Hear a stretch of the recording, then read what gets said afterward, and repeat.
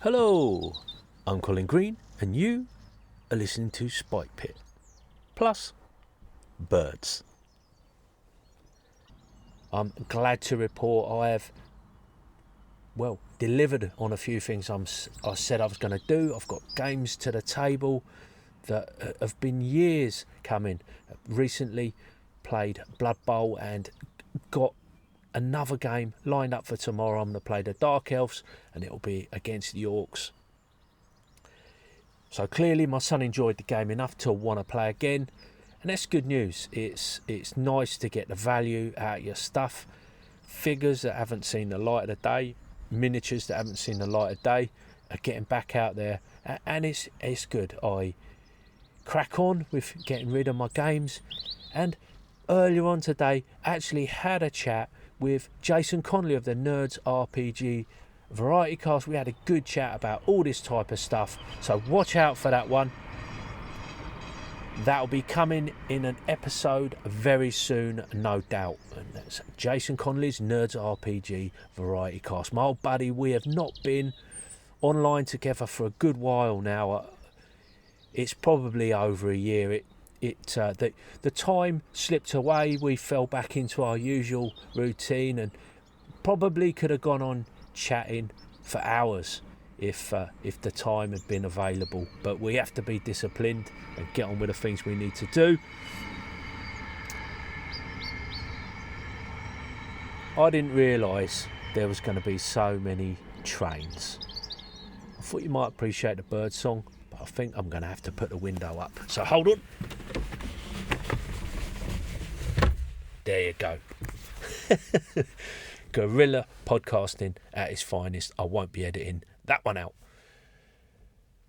Yeah, so my projects focused. I've kept my focus on kind of my monster project, my home use 80s line art type monster manual. I've gone through Out of the Pit. I've gone through the creature catalogue, and I'm putting that into some sort of order, indexing it, labelling it.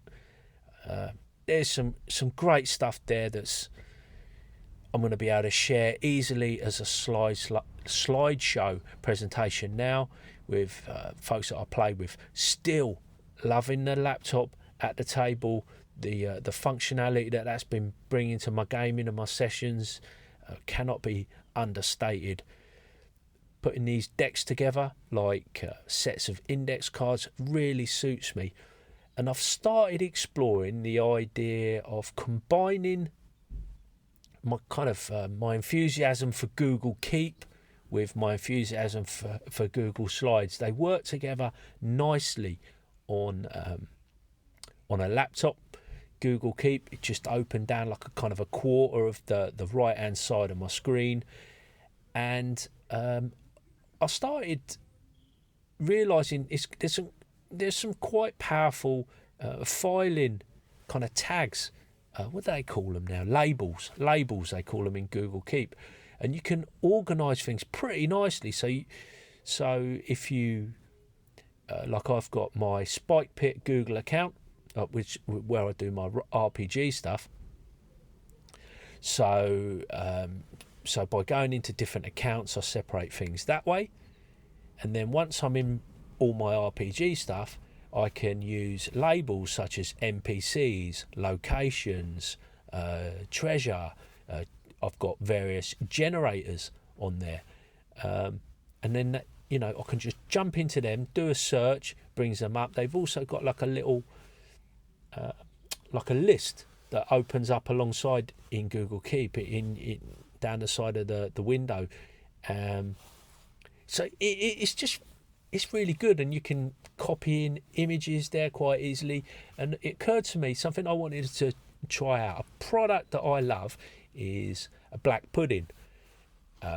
If you've got an A4 or even A5 works pretty well, but the resolution of like an A4 book, double page spread on a slide, tends to work really nicely. So you've got 2 pages, a double page spread. So for something like black pudding, they've got a section in there called Meat Shields of the Bleeding Ox, and it's like NPCs for hire. And what I do, I screenshot those and break them up, split it down into separate entries, and I can have a Google Keep like note for each one. Group them together under the label NPCs and Black Pudding, and it's a nice way I could just share, like on a mobile device. You could just share a specific NPC, say, right, this is the guy that's available, fire it across to someone, or you can have it open and just turn your laptop round and show them, and they can jot down a few details, things like that. But I quite like the idea of trying some of this stuff with Google Keep. It allows me to work quite with some agility on the move.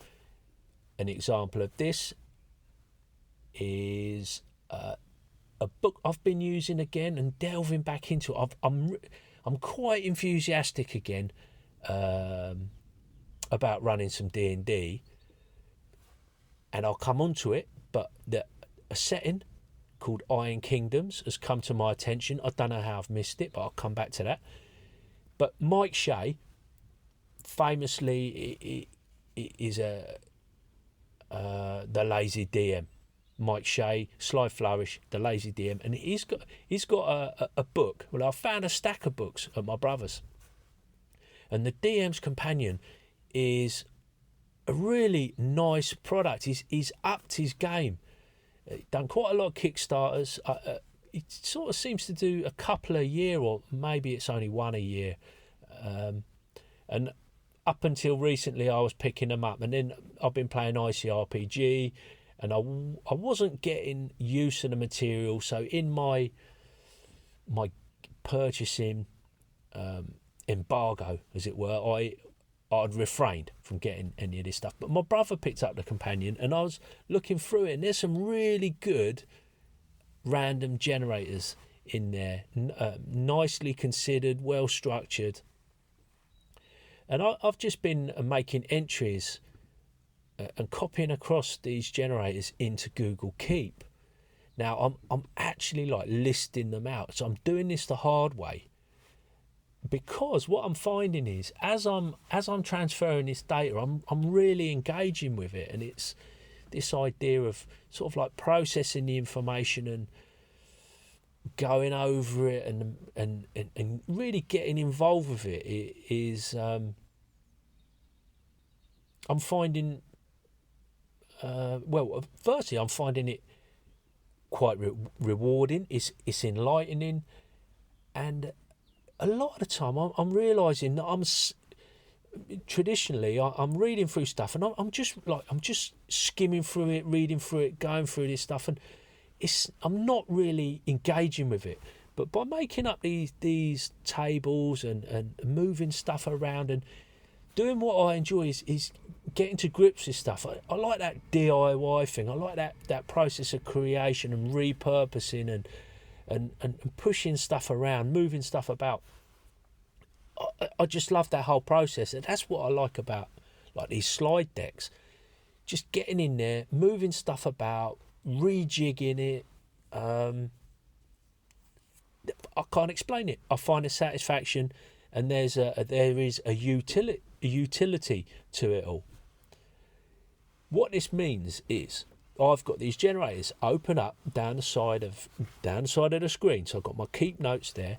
I open up a slide, and then I just pick up some dice, or I call over to Alexa, pick me a number between 1 and 20, or I'm rolling my dice, and then I've made up a template, like a keep template, and just entering the results. And in no time at all, you've got the bones of, I think he calls it a core. So one of the generators is a core adventure generator, and I thought I'd take it for a spin. And, it's got stuff on there like the patron, some villains, NPCs, monsters, objects, relics, locations, that type of stuff. but it's nice descriptive language. It's like a step on from the Maze Rats tables that I used to use. They were a little bit more vague, one word. I really liked them. These were a little bit more involved, but of a similar vein. And the good thing about Mike Shea is he's very methodical. I think he likes a kind of a method and a system, and he's got a good way of explaining all this stuff. So yeah, I'll perhaps come back to that another time. So I've been delving through all that, and I've also been listening to his podcast. The episodes I'm listening to, I think he recorded a couple of years ago now. He's running through his preparation for Rime of the Frost Maiden, and in between, like every other week, he picks up a theme. He maybe has a guest on, talks to them about, adversarial DMing or spicing up combat, or a kind of like a DM tips or an aspect of the game that he wants to talk about. And he like we all do at times, he kind of rambles on about that and brings his theories and his ideas, and promotes what he's doing a little bit, talks about his Patreon, all that stuff. But super enjoyable. It ties in with his books, and it kind of like gets me into that mindset. Talks about his lazy DMing method. So there I am listening, and he mentions Fantastic Lairs, another book that I've got. I thought, let me check that out. But I go to my PDF and I get the book as well. And I'm looking through and I'm thinking, 4 5-page monster lairs that are actually interesting little 5-room dungeons in their own right. So you could play them for an evening or a couple of evenings worth of play. You could convert them. I could convert them into ICRPG. But I think I'm gonna, play some D&D again. It's popular with my players. I like it. It's sort of like a comfortable pair of shoes. Returning to a comfortable pair of shoes when you've been trying something new out. And these lairs are full of just really cool ideas. One of them's a centipede cult. I think that's for second level, and the first one's called Cave of the Cockatrice, or Caves of the Cockatrice. Again, going back to the monsters, these not necessarily monsters that I think of straight away. And it was interesting to see how he'd used them, how he'd built these encounters. And he kind of explains this stuff. And he just, when I picked up Fantastic Lairs, I was picking up a bunch of stuff, and it just all got a little bit lost in the shuffle. On Discord the other day, someone mentioned Caves of the Cockatrice. And I thought, I'll check that out. He said it was Mike Shea. I entered it, found out that it was in Fantastic Lairs, and this is what's got me back to that book. So I'm doing quite a lot of this at the moment, going back to stuff that I've picked up on a bit of a buy-in spree several years ago, and not really used. It's the stuff that survived the purge, getting rid of stuff, and it's stuff that I knew I'd eventually get to, but it is nice to finally kind of crack this stuff open. And like the DM's companion, it's not even mine. It's my brother's. It's off of his shelf of shame. So it's good to get that to use. And then, like I said, coming round to the big elephant in the room, this thing, Iron Kingdoms. Now, how I missed this, I do not know. It's been around like 20 years. Privateer Press. They call what do they call it? Full metal fantasy or something like that. You might call it sort of steampunk, but that's not really right. And that sort of sounds a bit naff. It's not really that, but it kind of is in a way. And I just got to thinking, it's actually a setting very similar in a lot of ways to what we're doing in our campaign with ICRPG, with our pirates. We've got some kind of gunpowder type of idea going on, sailing about in boats, and I had a hankering to do something like Ravnica or Eberron. But do you know what? Looking through this is the first setting book that I picked it up the other day, and I read like the first 50 pages of background. That was it, admittedly, which is not a massive amount, but in these big old RPG books, 50 pages is no mean feat. I mean, that is a chunk. That's a chunk of content, and I found it quite captivating. I was enjoying it. I got into the feel of it, and then looking at some of the races they're talking about, it's kind of got the stuff that it's got more of the stuff that I like, and it sort of offloads some of the stuff that I'm not so hot on, and I kind of struggle to visualise sometimes. I always think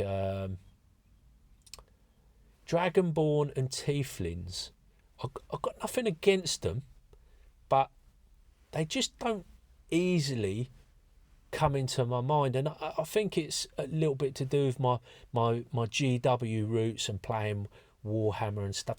They're not sort of really represented in those games, whereas in this we've got these things, Ogrons, that are like playable ogres, Trollkin, playable trolls, Gobbers, goblins.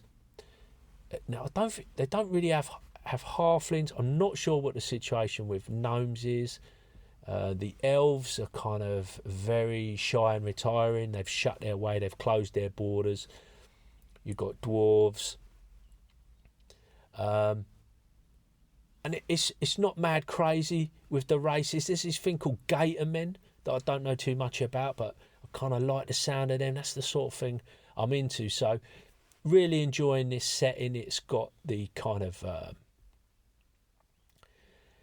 it's got the big necropolis type cities with the kind of the underbelly of villainy and sort of like the kind of Port Black Sand type of place. It's a Five Fingers port, something like that. There's a lot to it. I'm only just exploring it now, but what I've seen so far I really like. Books, proper solid books that don't fall apart. Also sewn bindings, nice. Yeah, that's what I'm doing. So it's quite exciting stuff. There's loads of options. I bring it all together into a game, into the weekly game, and crack on with that. In the meantime, try and keep my eldest son from spending all his money on board games and filling up the house from his room, spreading outwards as fast as I'm trying to clear out and make space at my end. There you go. I will make the most of it now. He's not going to be living with us forever. The boy's 19 now. He's got designs on, moving out and getting on with his life. So, yeah, I don't want to be on his case. It'll be soon enough that he's flying from the nest, and I dare say I'll be wishing him back, and I'll remember his clutter and all his board games and the chances to play and game together. I'll remember that with fondness, and it's a constantly moving picture, and we've got to make the most of these opportunities as they come along. And yeah, not always be moaning about people. Life is well too short for that. And I feel like on that cheery note, there was more I wanted to say, but I will leave it there. I want to thank my patrons, the pit crew over on the Spikepit Patreon, for their ongoing support, and I want to thank you, the listener, for taking a bit of time out of your day to listen to old Spikepit. Take care, and I'll catch you later.